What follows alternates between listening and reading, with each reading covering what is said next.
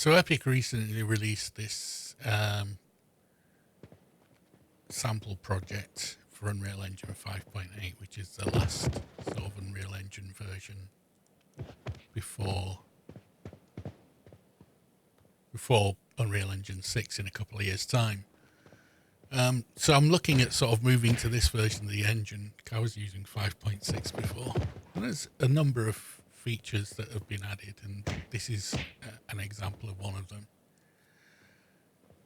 So here I'm just, I've retargeted one of my metahuman characters, and this is the animation sample project that they released last week. And you can see it's got a mixture of pose matching and animation blend spaces and stuff. And I was just basically playing around with it. Ultimately, I'm not entirely sure how indie friendly it is, given that you have to have a huge sort of huge library of poses and stuff. But it does mean you can interact with the other characters in a kind of interesting way, right? Because it can use animation poses relative to the two characters. And here you see an example of like a slightly driven ragdoll. So the ragdoll isn't just sort of physics-based stuff, it's actually trying to follow a bit of animation as well. And in this case, the animation's based on poses that it takes up while it's kind of in the air. So that's a bit of fun. I think, maybe some interesting gameplay in the level design for that kind of thing. So here's an interesting one. That in the pink sort of cube, there's no gravity. So when you switch on Ragdoll, which I just did, the Ragdoll is trying to sort of blend a whole bunch of different animations inside a blend space. In this particular case, it's trying to do like a flail, as though it's like flying through the air kind of thing. So you do get some funny looking stuff, and then obviously once you get outside the volume with your whole animation, you're now fully ragdolled. And again, the ragdoll has a blend space on the floor. So this is driven animation, and then I switch on ragdoll and it kind of goes slightly different. So that's the ragdoll version. And then it kind of gets a little bit unstable, etc. So, there is an opportunity for using things like ragdolls and that kind of stuff. Again, I'm just not sure of the cost in terms of authoring all of the animations and making it all blend and stuff. You can see here, I've just switched on the debug, and you can see that it's like blending, 15 different poses and things at the same time, or, some mixture of them. So it's not cheap in terms of a technique, but it does look nice and smooth in terms of like animation transitions and that kind of thing. So technically it's a good solution. It might not be a good thing for like an indie team to use. Apparently the Epic have hired one of the animators from Arc Raiders, so that should be interesting to see if they can kind of get the Arc Raider style character set up. This isn't far from it.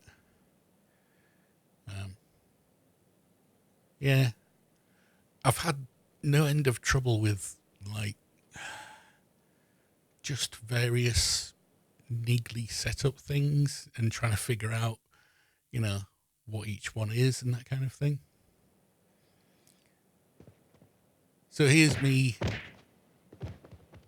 just laying into another character because I can.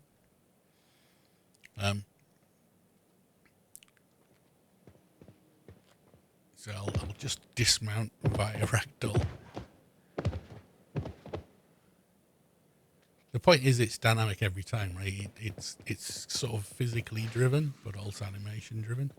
And you see here, you've got the sort of sliding down a surface kind of thing from like the Arc Raiders kind of animation setup. Sorry, there's something rumbling outside. point with all of this, of course, is that you can kind of just use huge libraries of animations if you've got them, which Epic clearly do. I, on the other hand, do not. So, it's one of these things where, I don't know, it might not end up being that useful, but it's an interesting thing to sort of explore. And I'm not going to show you the whole me trying to get through this assault course thing because, frankly, I failed a lot. So let's skip to the second sort of character thing. So it took me a while to get the spacesuit character rigged up in this animation sample sort of view. And what I actually wanted to show you is some of the asset packs that I bought, and just like, so ultimately what I'm trying to do here is capture the feel for what the underground of the world will look like. So essentially you'll spend quite a lot of your time underground in these big kind of open space bunkers doing base building and sort of construction-y kind of stuff and automation and that kind of thing. And so I wanted the idea of like some really big underground areas. Now they won't be as like full of stuff with this. This is just a really quick sort of test of an asset pack. But you can kind of see, right, that you'll come through an airlock and you'll come into one of these bunkers and then you'll build whatever you want to build inside them. There will be some designated ones, so ones that are designated for particular features, so things like an underground mine, geothermals, farming, so that there's like soil and, basically the structure of the underground area might be predetermined. A lot of them will be freeform, so you can kind of unlock them and do what you want with them. But just what I did spend a lot of time was just sort of looking at different kind of graphics settings and stuff, because I like noticed a whole bunch of like ghosting on one of the characters. And so it took me a while to try and sort of figure out what was going on. And in the end, I tweaked so many different aspects that I'm not entirely sure what was going on. It felt like some kind of temporal anti-aliasing thing, but it didn't end up being that. So anyway, I then got hooked on other aspects of this kind of render view. But hopefully you get the idea, like you'll be coming into these big sort of cavernous areas and doing interesting sort of building tasks and designating what they're kind of there for, and maybe automating them with robots and that kind of thing. So here's kind of an interesting thing. So I was playing with different graphics settings. Obviously the game will allow you to do that as a player from the user interface.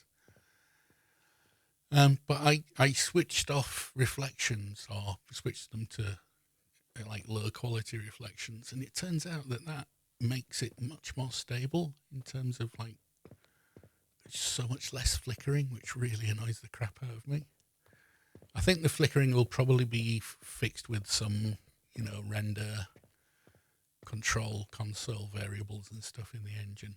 But for now, the default really annoys me, so maybe setting it to low by default would be a good idea. So here I'm just sort of showing the settings I've got set up.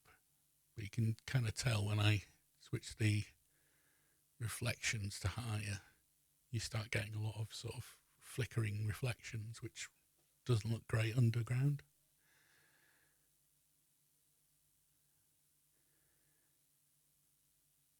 So in a way, the cheaper version might actually be the preferable one, at least for my taste anyway.